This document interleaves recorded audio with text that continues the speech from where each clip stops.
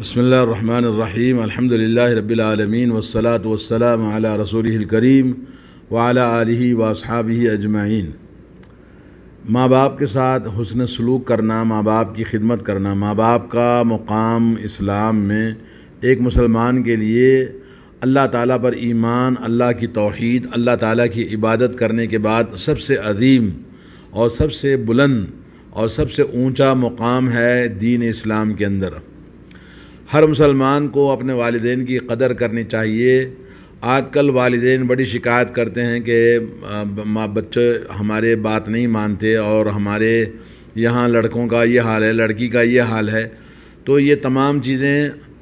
ہمارے والدین کی کمی ہے کہ انہوں نے بچپن سے والدین کی اہمیت اور ان کی عظمت کا ان کے دلوں میں صحیح تربیت نہ کرنے کا نتیجہ ہے کہ جس کی وجہ سے وہ ماں باپ کو نہیں جانتے ہیں۔ سب سے پہلے اللہ رب العالمین نے قرآن کریم میں بہت سارے مقامات پر ماں باپ کے احسان اور ان کی خدمت اور ان کے ساتھ اچھے سلوک کرنے پر اپنی توحید اور عبادت کے بعد فوراً ارشاد فرمایا ہے۔ اور اللہ تعالیٰ نے فرمایا اپنی عبادت کا حکم دینے کے بعد، اپنی توحید کا حکم کرنے کے بعد، وَقَضَىٰ رَبُّكَ أَلَّا تَعْبُدُوا إِلَّا إِيَّاهُ وَبِالْوَالِدَيْنِ إِحْسَانًا، سورہ اسراء آیت نمبر 23، فرمایا کہ ماں باپ کا احسان کرنا اپنی عبادت کے بعد فوراً فرمایا، یعنی اللہ رب العالمین کی اللہ وحدہ لا شریک کی عبادت کرنے کے بعد فوراً حکم ملا کہ آپ اپنے والدین کے ساتھ احسان کریں۔ اور دوسری جگہ پر اللہ نے فرمایا کہ اپنے شکر گزاری کے ساتھ میں ماں باپ کی شکر گزاری کا اللہ تعالیٰ نے ہمیں حکم دیا ہے۔ انشکر لی ولوالدیک الی المصیر، سورہ لقمان میں اللہ تبارک و تعالیٰ نے آیت نمبر 14 کہ میری شکر گزاری کرو اور اپنے والدین کی شکر گزاری کرو اور تم کو لوٹ کر میرے ہی پاس آنا ہے۔ تو اللہ رب العالمین نے نماز کے بعد اپنے عبادتوں میں سب سے عظیم عبادت توحید کے بعد نماز ہے۔ نماز کے ساتھ اللہ کے نبی صلی اللہ علیہ وسلم نے ماں باپ کے ساتھ حسن سلوک کرنے کو سب سے محبوب عمل بتایا ہے۔ حضرت عبداللہ بن مسعود رضی اللہ تعالیٰ عنہ فرماتے ہیں، میں نے نبی کریم صلی اللہ علیہ وسلم سے پوچھا ای العمل احب الی اللہ عز وجل، سب سے محبوب عمل اللہ کے نزدیک کیا ہے؟ تو آپ نے فرمایا الصلاۃ علی وقتہا، اول وقت میں نماز پڑھنا۔ قال ثم ای، پھر میں نے پوچھا کہ سب سے افضل عمل کیا ہے؟ تو آپ نے فرمایا بر الوالدین، والدین کے ساتھ حسن سلوک کرنا۔ اور اسی طرح سے نبی کریم صلی اللہ علیہ وسلم نے اس آدمی کو جہاد میں جانے سے منع فرمایا، اجازت نہیں دی، اور یہ کہا کہ پہلے اپنے والدین سے اجازت لے لو اور اس کے بعد پھر جہاد میں جاؤ۔ جب اس نے سوال کیا کہ میں جہاد میں جانا چاہتا ہوں، میں نے نام لکھوایا ہے، تو آپ نے پوچھا کیا تمہارے ماں باپ زندہ ہیں؟ اس نے کہا ہاں۔ تو کہا ففیہما فجاہد، جاؤ اپنے ماں باپ کے اندر جہاد کرو۔ یعنی جہاد اسلام کے اعمال میں سب سے اونچا اور سب سے بلند اور سب سے اعلیٰ مقام ہے اعمال میں۔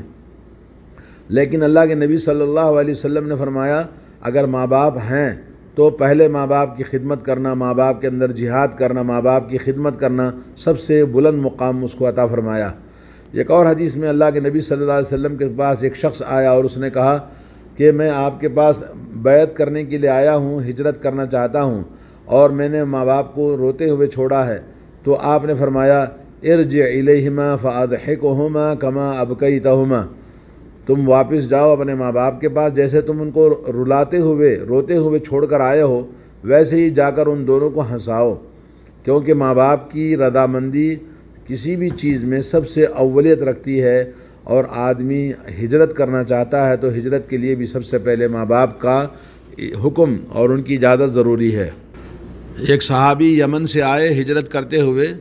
تو اللہ کے نبی صلی اللہ علیہ وسلم نے پوچھا کہ حل لک احد بالیمن، کیا تمہارا یمن میں کوئی ہے؟ تو اس نے کہا ابوایا، میرے والدین ہیں۔ تو آپ نے پوچھا اذنا لک، کیا انہوں نے تم کو اجازت دی ہے؟ اس نے کہا قال لا، قال ارجع الیہما فاستأذنہما،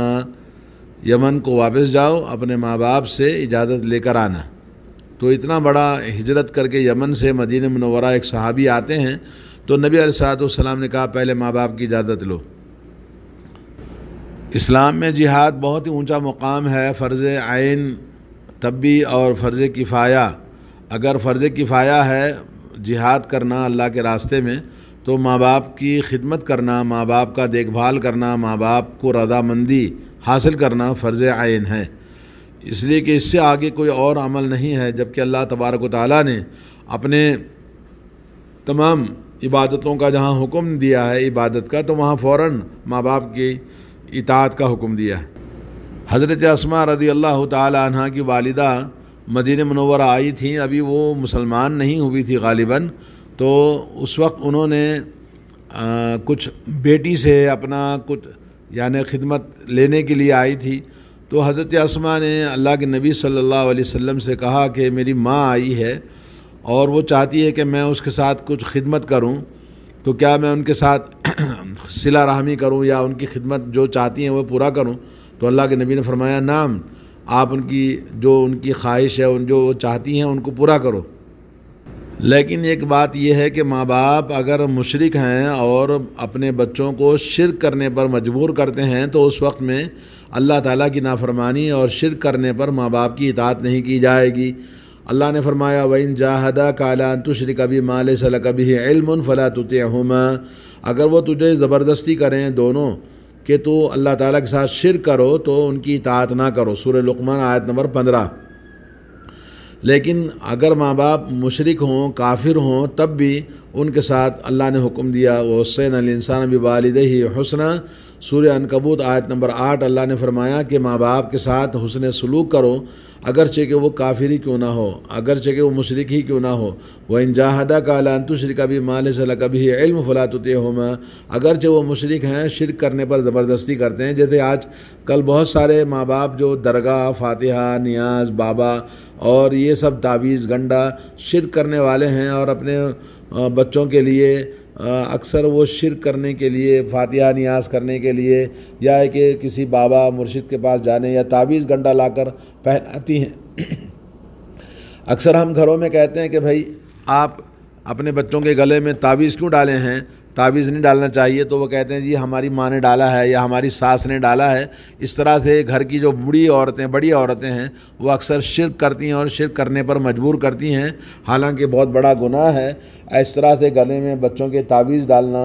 بچوں کے پیروں میں کالا دھاگا، گلے میں دھاگا من کا ڈالنا، عورت کے بہو کے گلے میں لا کے ڈالنا، یہ سب شرک والے کام ہیں، اس سے انکار کرنا چاہیے اور اس طرح کے شرک کرنے کی اجازت نہیں ہے۔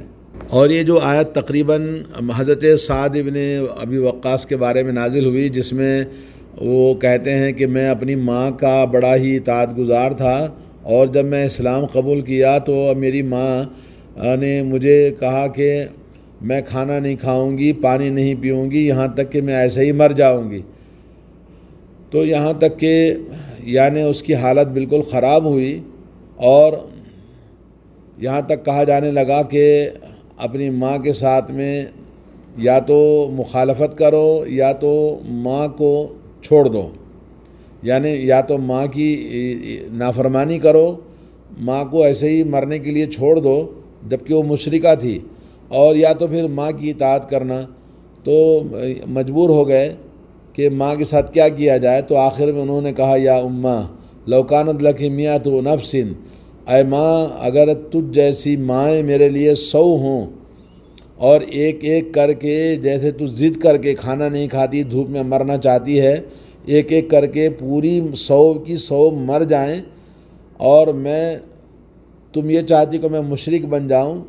تو میں کبھی اس دین کو نہیں چھوڑ سکتا، چاہے تم کھاؤ یا نہ کھاؤ۔ آخر انہوں نے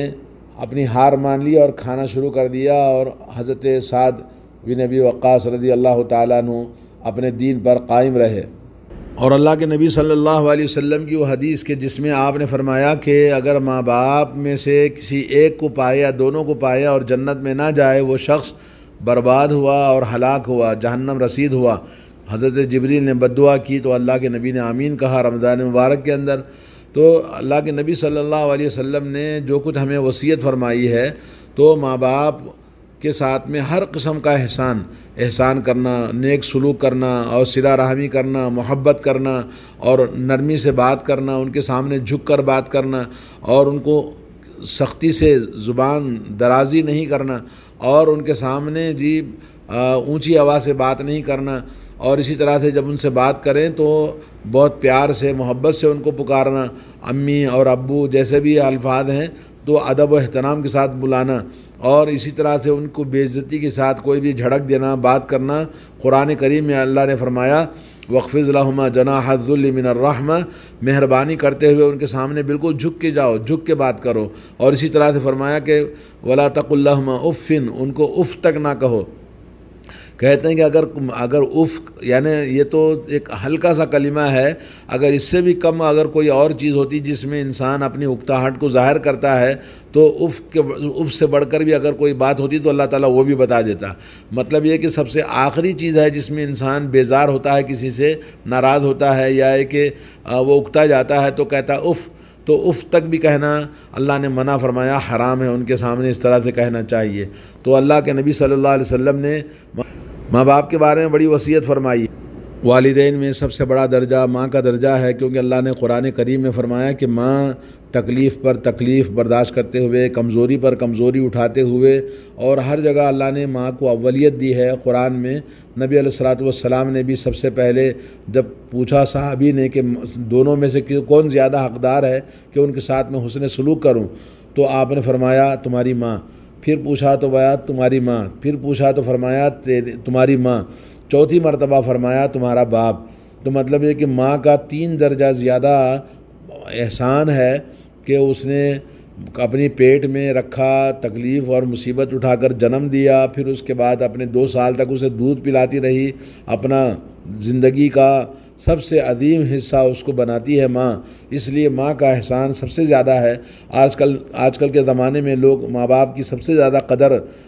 کرنے میں نافرمانی ماں کی کرتے ہیں، تو ماں کی نافرمانی بہت مہنگی ہوتی ہے۔ بسا اوقات اللہ تبارک و تعالیٰ اس دنیا کے اندر ہی ان کو عذاب دیتا ہے جو ماں باپ کی نافرمانی کرتے ہیں۔ اللہ تعالیٰ سے دعا ہے کہ اللہ تبارک و تعالیٰ ہمارے بچوں کو نصیحت اور عبرت عطا فرمائے اور اللہ کے دین پر عمل کرنے کی اور ماں باپ کی اطاعت کرنے کی توفیق عطا فرمائے۔ السلام علیکم ورحمۃ اللہ وبرکاتہ۔